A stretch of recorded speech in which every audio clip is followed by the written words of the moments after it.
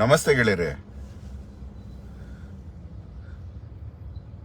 ಸಾಲ ಇರಬಾರದು ಅಂತ ಯಾವಾಗ್ಲೂ ಹೇಳ್ತಾ ಇರ್ತಾನೆ ಅವ್ರ ಹತ್ರ. ತುಂಬಾ ಜನ ಸುಮ್ಮನೆರೆಯ, ಸಾಲ ಇಲ್ದಿದ್ರೆ ನಾವು ಏನು ಮಾಡೋಕ್ಕಾಗಲ್ಲ, ಸಾಲ ಇರಲೇಬೇಕು ಅಂತ ಹೇಳ್ತಾ ಇರ್ತಾರೆ. ಆಕ್ಚುಲಿ ಅಹೋರಾತ್ರ ಹೇಳೋದು ಮಧ್ಯಪಥ ಅಂತ ಅರ್ಥ. ಬುದ್ಧ ಹೇಳಿದ್ದು ಮಧ್ಯಪಥನೇ. ಮಧ್ಯಪಥ ಡ್ರೈವಿಂಗ್ ಮಾಡೋರ್ಗೆ ಗೊತ್ತಾಗತ್ತೆ.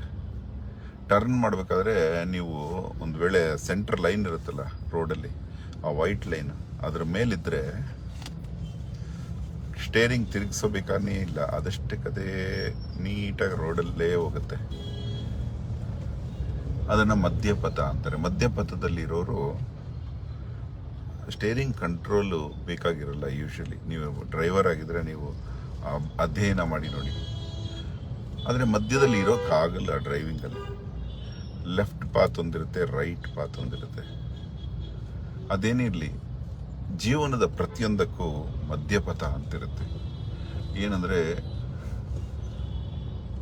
ಸಾಲದಲ್ಲಿ ಒತ್ತಡ ಇರುತ್ತೆ, ಸಾಲವಿಲ್ಲದವರಿಗೆ ಒತ್ತಡ ಇರೋದಿಲ್ಲ.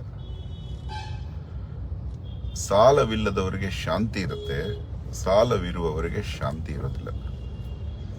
ಆದರೆ ಒತ್ತಡ ಇಲ್ಲದೆ ಇದ್ರೆ ಸೋಂಬೇರಿತನ ಬರುತ್ತೆ ಮನುಷ್ಯನಿಗೆ. ಯಾಕೆ ದುಡಿಬೇಕು, ಏನು ಒತ್ತಡನೇ ಇಲ್ಲ ನನಗೆ, ಸುಖವಾಗಿರ್ಬೋದಿಲ್ಲ ಅಂತ.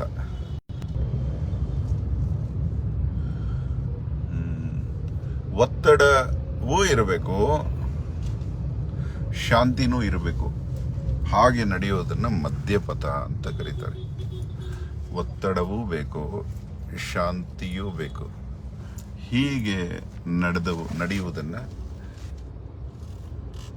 ಮಧ್ಯಪಥ ಅಂತ ಕರೀತಾರೆ. ಅವರ ಹತ್ರ ಸಾಲವಿಲ್ಲ ಇವನಿಗೆ, ಹಾಗಾಗಿ ಒತ್ತಡವಿರಲಿಲ್ಲ. ಆ ಸಮಯವನ್ನ ಒತ್ತಡ ಬಿಲ್ಡ್ ಮಾಡ್ಕೊಳ್ಳೋಕ್ಕೆ ದೇಶಭಕ್ತಿ ಇವನ್ನೆಲ್ಲದಕ್ಕೂ ಹರಿಸ್ಬೇಕಾಯ್ತು. ದೇಶಭಕ್ತಿಗೆ ಹೋಗ್ಲಿ ಅಂತಾನೆ ನಾನು ಸಾಲ ಮಾಡಿರ್ಲಿಲ್ಲ. ದೇಶಭಕ್ತಿ ಅಂದ್ರೆ ಬರೀ ಹೋರಾಟ ಒಂದೇ ಅಲ್ಲ, ಪ್ರಾಣಿ ಪಕ್ಷಿಗಳ ಸರ್ವಭೂತಗಳು ಅಂದ್ರೆ ಭೂತಾನಿ ಅಂದ್ರೆ ಜೀವ ಇರುವ ಪ್ರತಿಯೊಂದು ಭೂವಾಸಿಗಳ ಸೇವೆಗೆ ಇಳಿಯುವುದು. ಅದಕ್ಕೋಸ್ಕರ ನಾನು ಸಾಲ ಮಾಡಿರ್ಲಿಲ್ಲ. ನನಗೆ ಸಾಲ ಇಷ್ಟನೂ ಇಲ್ಲ. ಶಾಂತಿ ಇರುವುದು ಸಾಲವಿಲ್ಲದಲ್ಲಿ ಮಾತ್ರ. ಆದರೆ ತುಂಬ ಜನಕ್ಕೆ ಇದು ಅನುಭವಕ್ಕೆ ಬಂದಿರ್ಬೋದು. ನನಗೆ ಅತಿ ಹೆಚ್ಚು ಫೋನುಗಳು ಬರ್ತಾ ಇರುತ್ತೆ, ನಿಮ್ಮ ಮಾತು ಕೇಳಿ ಸಾಲವಿಲ್ಲದಂತಾದೆ, ನಿಮ್ಮ ಮಾತು ಕೇಳಿ ಸಾಲವಿಲ್ಲದಂತಾದೆ. ಆದರೆ ಅವರೊಂದು ವಿಚಿತ್ರ ವೇದನೆಗಳನ್ನು ನೀವು ಅನುಭವಿಸ್ತಾ ಇರ್ತೀರಿ. ಏನು, ಸಾಲ ಬಿಟ್ಟಾಗ್ಲಿಂದ, ಸಾಲವಿಲ್ಲದ ಸಮಯದಿಂದ ಏರುವುದು ಕಡಿಮೆಯಾಗಿ ಇಳಿಯುವುದು ಹೆಚ್ಚಾಗುತ್ತೆ. ಸೋಂಬೇರಿತನ ಬರುತ್ತೆ ನಿಮಗೆ. ಸೋಂಬೇರಿತನ ಬರಬಾರದು. ಅಂದ್ರೆ ಏನಕ್ಕೆ ದುಡಿಬೇಕು ಅನ್ನೋ ಪ್ರೆಷರ್. ಇವಾಗ ಕೆಲವರು ಫೋನ್ ಮಾಡ್ತಾರೆ, ನಮ್ಮ ಯಜಮಾನ್ರಿಗೆ ಸಾಲ ಇದ್ದಾಗ ಆಫೀಸಲ್ಲಿ ಯಾರಾದರೂ ಒಂದು ಮಾತಂದ್ರು ಅನ್ನಿಸ್ಕೋತಿದ್ರು, ಯಾಕಂದ್ರೆ ಇನ್ಸ್ಟಾಲ್ಮೆಂಟ್ ಕಟ್ಟಬೇಕಾಗಿತ್ತು. ಈಗ 3 ಕಂಪ್ನಿ ಚೇಂಜ್ ಮಾಡಿದ್ದಾರೆ, ಸಾಲ ಇಲ್ಲ, ಎಲ್ಲೋದ್ರೂ ಜಗಳ ಮಾಡ್ಕೊಂಡ್ ಬರ್ತಾರೆ, ಕೆಲಸ ಬಿಟ್ಟು ಬರ್ತಾರೆ. ಇನ್ನೊಬ್ರು ಫೋನ್ ಮಾಡಿದ್ರು, 3 ವರ್ಷದಿಂದ ನಮ್ಮ ಯಜಮಾನ್ರು ಕೆಲಸಕ್ಕೆ ಹೋಗ್ತಾ ಇಲ್ಲ, ಯಾಕಂದ್ರೆ ಸಾಲವಿಲ್ಲದಂಗೆ ಮಾಡಿಬಿಟ್ರಿ ನೀವು ಅಂತ. ಅಂದ್ರೆ ನೀವು ಒಂದು ಭಾಗವನ್ನು ಮಾತ್ರ ಅರ್ಥ ಮಾಡ್ಕೊಂಡಿದ್ದೀರಿ. ಶಾಂತಿಯ ಬಯಕೆ ಸೋಂಬೇರಿತನಕ್ಕೆ ನಾಂದಿಯಾಗಬಾರದು. ಶಾಂತಿಯ ಜೊತೆ ಚಾಕಚಕ್ಯತೆಯೂ ಇರಬೇಕು ನಿಮ್ಮಲ್ಲಿ. ನೀವು ಹೇಳ್ಬೋದು, ಹಸಿವೆ ಇಲ್ಲದಾಗ ಬೇಟೆಯಾಡುವುದು ಯಾಕೆ? ಹಸಿವೆ ಇಲ್ಲದ ಸಿಂಹ ಜಿಂಕೆಗಳನ್ನು ಕೊಲ್ಲುವುದಿಲ್ಲ. ಆ ಹಸಿವು ಬೇರೆ. ಅದು ರಸ ಇಳಿದ ತಕ್ಷಣ ರಸ ಉತ್ಪತ್ತಿ ಮಾಡಿಕೊಳ್ಳಲು ಹಸಿವು ಆಗುತ್ತೆ ನಮ್ಮಲ್ಲಿ. ಈ ಹಸಿವು ಬೇರೆ. ನೀವು ಸಾಲವಿದ್ದು ಒತ್ತಡ ಇದ್ರೆ ಏನಾಗುತ್ತೆ ಅಂದ್ರೆ, ಆ ಒತ್ತಡ ದುಡಿಮೆ ಕೊಡುತ್ತೆ ನಿಮಗೆ. ಒತ್ತಡದಿಂದ ದುಡಿಯುತ್ತೇವೆ ನಾವು, ದುಡಿಮೆಯಿಂದ ಬೆವರು ಬರುತ್ತದೆ. ಆದರೆ ಬೆವರು ಕೊಟ್ಟ ಫಲ ಸಾಲದ ತೂತುಗಳಲ್ಲಿ ಹರಿದು ಹೋಗುತ್ತದೆ, ಬಡ್ಡಿಗಳನ್ನು ಕಟ್ಟಿ ವೇಸ್ಟ್ ಆಗಿಬಿಡುತ್ತೆ. ಆದರೆ ಸಾಲವಿಲ್ಲದೆ ಇದ್ದಾಗ, ಒತ್ತಡ ಇಲ್ಲದೆ, ನೀವು ದುಡಿಮೆ ಇಲ್ಲದೆ, ಬೆವರು ಬರದೆ ಅನಾರೋಗ್ಯ ಬರುತ್ತೆ. ಬೆವರು ಎಲ್ಲಿದೆಯೋ ಅಲ್ಲಿ ಅನಾರೋಗ್ಯ ಇರುತ್ತೆ, ಬೆವರು ಇರುವ ಕಡೆ ಅನಾರೋಗ್ಯ ಬರೋದಿಲ್ಲ. ಹಾಗಾಗಿ ಬೆವರು ಇರಬೇಕು, ಒತ್ತಡನೂ ಇರಬೇಕು, ಶಾಂತಿನೂ ಇರಬೇಕು. ಅಂದರೆ ಸಾಲ ಇರಬಾರ್ದು. ಒಂದು ಕಡೆ ಸಾಲನೂ ಇರಬಾರ್ದು, ಇನ್ನೊಂದು ಕಡೆ ಒತ್ತಡನೂ ಬಿಲ್ಡಪ್ ಮಾಡ್ಕೋಬೇಕು. ಬಾಂಬೆಲಿ ಒಂದು ದೊಡ್ಡ ಕಂಪನಿ ಇತ್ತು.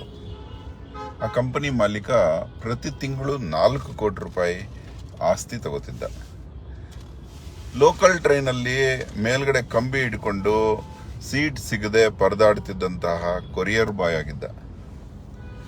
ಅವನು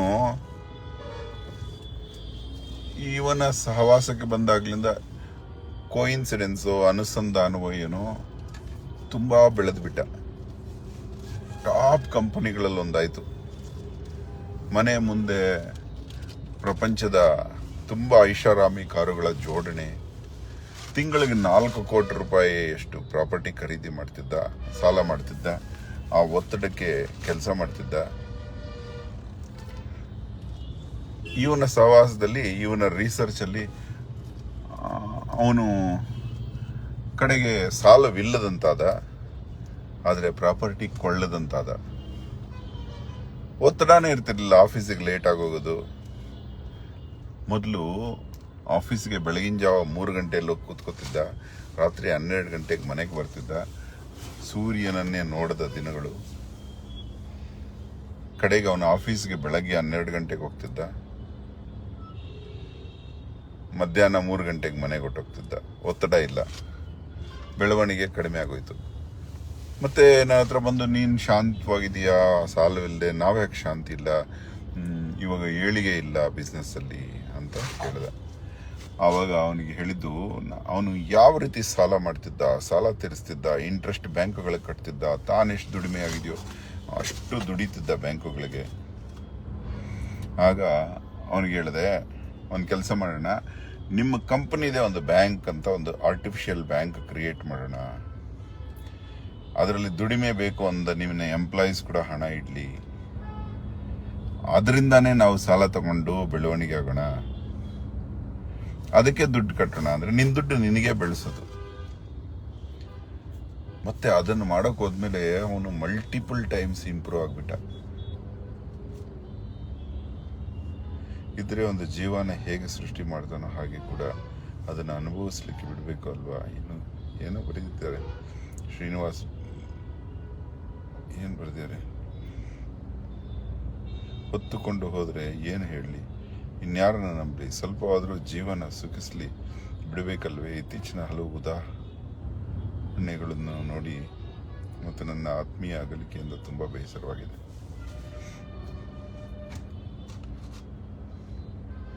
ಆಕ್ಚುಲಿ ದೊಡ್ಡ ಸಬ್ಜೆಕ್ಟು ಶ್ರೀನಿವಾಸ್. ಸಾವಿರುವುದು ನಮ್ಮ ದೇಹಕ್ಕೆ ಮಾತ್ರ ಕಣ.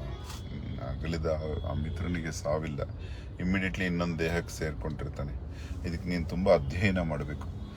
ತುಂಬ ಚಿಕ್ಕ ಅಧ್ಯಯನದಲ್ಲಿ ಹೆಚ್ಚು ಪಾಠ ಕಲಿಬೇಕು ಅಂದರೆ ನೀನು ಅಷ್ಟಾವಕ್ರನ ಕತೆ ಬರುತ್ತೆ. ಜನ್ನ ಬರೆದಿರುವಂತಹ ಒಂದು ಯಶೋಧರ ಚರಿತೆ ಅಂತ ಒಂದು ಬುಕ್ ಓದಿ. ಜೈನ ಫಿಲಾಸಫಿಲಿ ನಿಮಗೆ ಉತ್ತರ ಸಿಗುತ್ತೆ. ತುಂಬ ಚೆನ್ನಾಗಿದೆ ಯಶೋಧರ ಚರಿತೆ. ಅದೇನೇ ಇರಲಿ, ಟಾಪಿಕ್ ಡೈವರ್ಟ್ ಮಾಡೋದು ಬೇಡ. ಸಿಂಪಲ್ ಆಗಿ ಅರ್ಥ ಮಾಡ್ಕೊಳ್ಳಿ. ಸಾಲ ಇಲ್ಲದಂತಾಗುವುದಷ್ಟೇ ಅಲ್ಲ ಏಳಿಗೆ, ಒತ್ತಡ ಇಲ್ಲದಂತೆ ಮಾಡ್ಕೊಳ್ಳಿ. ಒತ್ತಡ ಇರುವಂತೆ ಮಾಡ್ಕೊಳ್ಳಿ. ಒತ್ತಡನ ಕೊಲ್ಲಬೇಡಿ. ಒತ್ತಡ ಇರುವ ಜಾಗದಲ್ಲೇ ಇರಬೇಕು, ಸಾಲ ಮತ್ತು ಇಲ್ಲದಂತಾಗಬೇಕು. ಆವಾಗ ನಿಮ್ಮಲ್ಲಿ ಅತ್ಯುನ್ನತ ಏಳಿಗೆ, ಆರೋಗ್ಯ, ನೆಮ್ಮದಿ ಇರುತ್ತೆ. ಏನು ಒತ್ತಡ? ಸಾಲ ಇರುವಾಗ ನೀವು ಹೇಗೆ ಸ್ಟ್ರೆಸ್ ಹಾಕೋತಿದ್ರು, ಅದು ರಿಯಲ್ ಸ್ಟ್ರೆಸ್ ಆಗಿ ನಿಮ್ಮನ್ನು ಅನಾರೋಗ್ಯಕ್ಕೆ ದೂಡ್ತಾ ಇತ್ತು. ಅದನ್ನು ಆರ್ಟಿಫಿಷಿಯಲ್ ಸ್ಟ್ರೆಸ್ ಮಾಡ್ಕೋಬೇಕು.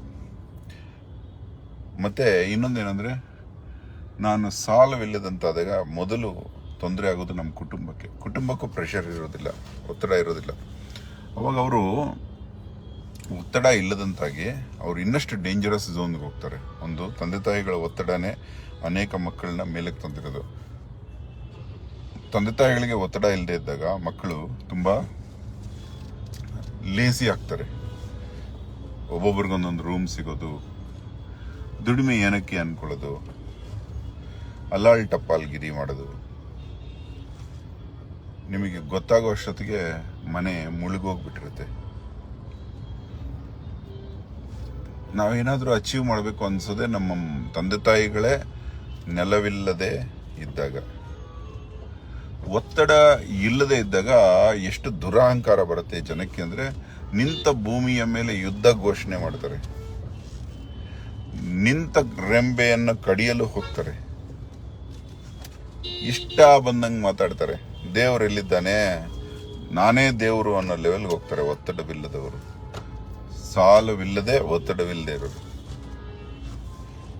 ಒತ್ತಡ ಅನ್ನೋದು ಇರಬೇಕು. ಸೈನ್ಸಲ್ಲಿ ಗೊತ್ತಾಗುತ್ತೆ. ಪ್ರೆಷರ್ ತುಂಬ ಇಂಪಾರ್ಟೆಂಟು. ಪ್ರೆಷರ್ ಇಲ್ಲ ಅಂದರೆ ನಾವೆಲ್ಲ ಏರೋಪ್ಲೇನ್ಗಳಲ್ಲಿ ಕೆಲವರು ಹತ್ತಿ ಇಟ್ಕೋತಾರೆ ಕಿವಿಗೆ, ಪ್ರೆಷರ್ ಜಾಸ್ತಿ ಆಗೋದು. ಆ ಪ್ರೆಷರ್ ಪ್ರಾಪರ್ ಆಗಿಲ್ಲ ಅಂದರೆ ಮನುಷ್ಯ ಸತ್ತೋಗ್ತಾನೆ. ನಿಮ್ಮ ಪ್ರೆಷರ್ನ ಕೊಲ್ಲತ್ತೆ ಸಾಲವಿಲ್ಲದೆ ಇರೋದು. ಆ ಸ್ಟೇಜ್ಗೆ ಹೋಗ್ಬಾರ್ದು ನೀವು. ಅದಕ್ಕೆ ಹೇಳಿದ್ದು, ಸಾಲವಿಲ್ಲದಂತಾಗುವುದು ಕೂಡ ಹಾನಿಕಾರಕ. ಹಾಗಂತ ಸಾಲವಿರುವುದು ಹಾನಿಕಾರಕ ಅಲ್ಲ. ಆ ಸಾಲವಿರುವುದು ಅತ್ಯಧಮ ಹಾನಿಕಾರಕ. ಸಾಲವಿಲ್ಲದಂತಾಗುವುದು ಹಾನಿಕಾರಕ. ಸಾಲದ ಜೊತೆಗೆ ಒತ್ತಡವಿರುವುದು ಮಹಾ ಹಾನಿಕಾರಕ. ಸಾಲ ಇದ್ದು ಒತ್ತಡ ಇಲ್ಲದೆ ಇರೋದು ಅಜ್ಞಾನಕಾರಕ. ಸಾಲ ಇಲ್ಲದೆ ಒತ್ತಡ ಉಳಿಸ್ಕೊಳ್ಳೋದು ಅತ್ಯುತ್ತಮ ಕಾರಕ. ಸಾಲನೂ ಇಲ್ಲ, ಒತ್ತಡನೂ ಇಲ್ಲ, ಮಧ್ಯಮ ಕಾರಕ ಅದು. ಈ ವಿಡಿಯೋನ ನೀವು ಮತ್ತೆ ಮತ್ತೆ ನೋಡಿದ್ರೆ ಇವುಗಳ ಅರ್ಥ ಆಗುತ್ತೆ ನಿಮಗೆ.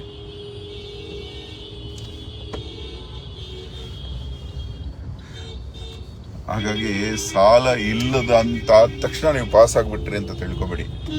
ಒತ್ತಡವನ್ನ ಮೇಂಟೈನ್ ಮಾಡ್ಕೋಬೇಕಾಗುತ್ತೆ. ನೀವು ಮನೆಯವರನ್ನ, ಮಕ್ಕಳಿಗೂ ಒತ್ತಡವನ್ನ ಇಡಬೇಕಾಗುತ್ತೆ. ಒತ್ತಡವಿಲ್ಲದೆ ಹೋಗ್ಬಿಟ್ರ ಅಂದ್ರೆ ಮನೆ ಎಲ್ಲ ಹಾಳಾಗ್ಬಿಡುತ್ತೆ. ಪ್ರೆಷರ್ ಇಲ್ಲದೆ ಸತ್ತೋಗ್ಬಿಡ್ತೇವೆ ನಾವೆಲ್ಲ ಭೂಮಿ ಮೇಲೆ. ಆ ಪ್ರಾಪರ್ ಪ್ರೆಷರ್ ಮೇಂಟೈನ್ ಮಾಡಬೇಕು ನೀವು. ಭೂಮಿ ಮೇಲೆ ಇರೋದೇ ಒಂದು ಡ್ರೈವಿಂಗ್, ಸ್ವೇಚ್ಛೆಯಾಗಿರೋದಿಲ್ಲ. ಗಾಳಿಪಟ ಬಿಟ್ರೆ ಬಿದ್ದೋಗುತ್ತೆ. ಎಲ್ಲ ಟೈಮಲ್ಲೂ ಪ್ರೆಷರ್ ಇರಬೇಕು ನಿಮಗೆ. ಇದು ತುಂಬಾ ವೇದ ವಿದ್ಯೆ. ನಾನು ಹೇಳ್ಕೊಡ್ತಾ ಇದ್ದೀನಿ. ದೇವರ ದಯದಿಂದ ಯಾರು ಅಪಾರ್ಥ ಮಾಡ್ಕೊಬಿಡಿ. ಅಹಂಕಾರದಿಂದ ಅಲ್ಲ. ಸಾಲ ಇಲ್ದ ನನಗೆ ಸಾಲ ಇಲ್ಲ ಅಂತ ಕಾಲ ಎಳೆದ್ಕೊಂಡು ಖುಷಿಯಾಗಿ ಓಡಾಡ್ಕೊಂಡು ಅವಾಗ ಏನಾಗುತ್ತೆ, ಒತ್ತಡವಿಲ್ಲದೆ ಇದ್ರೆ ಸಿಕ್ಕವ್ರನ್ನ ಬೈಯೋದು, ಅಪನಿಂದೆಗಳನ್ನು ಹಾಕುವುದು, ಅವನಂಗೆ ಇವನಂಗೆ ಅಂತ ವಿಚಿತ್ರವಾಗಿ ಬೈಯೋದು, ಉಪಕಾರ ಮಾಡಿದವ್ರನ್ನ ಮರೆಯುವುದು,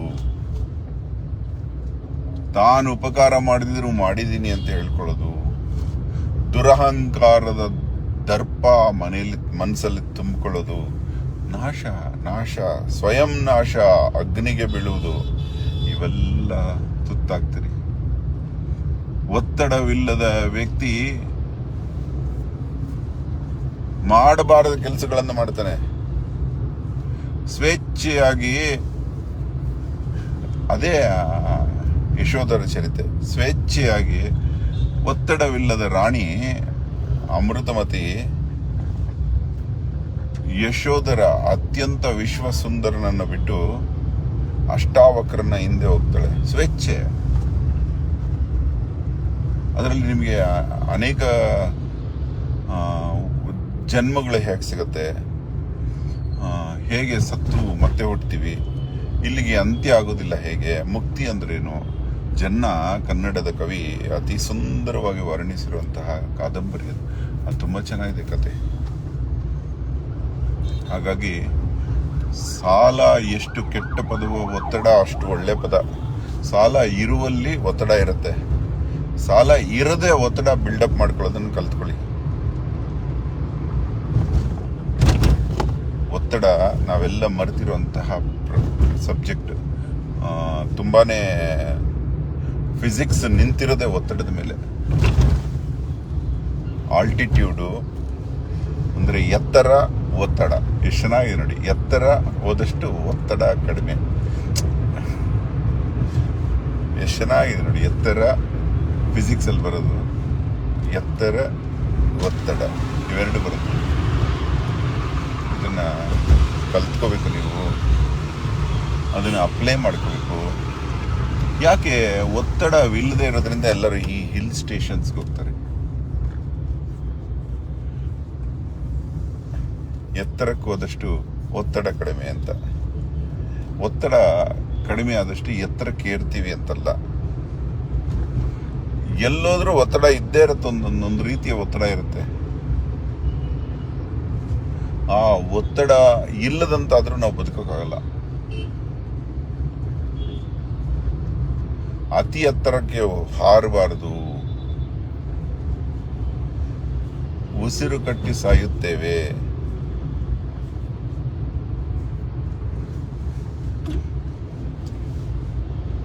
ಎಷ್ಟು ಮಾತ್ರ ನಿಮಗೆಲ್ಲ ಅರ್ಥ ಆಗಿದೆಯೋ, ನಾನು ಅರ್ಥ ಮಾಡಿಸಿದ್ದೀನೋ. ನಿಮ್ಗೆ ಅರ್ಥ ಆಗಲಿಲ್ಲ ಅಂದರೆ ಅದು ನನ್ನ ಫೇಲ್ಯೂರು. ನಿಮ್ಗೆ ಅರ್ಥ ಆಗಿದೆ ಅಂದರೆ ಅದು ನಿಮ್ಮ ಇಂಟೆಲಿಜೆನ್ಸ್. ಇವತ್ತಿನ ಪಾಠ ಇಲ್ಲಿಗೆ ನಿಲ್ಲಲಿ. ಧನ್ಯವಾದ. ಅಹೋರಾತ್ರ.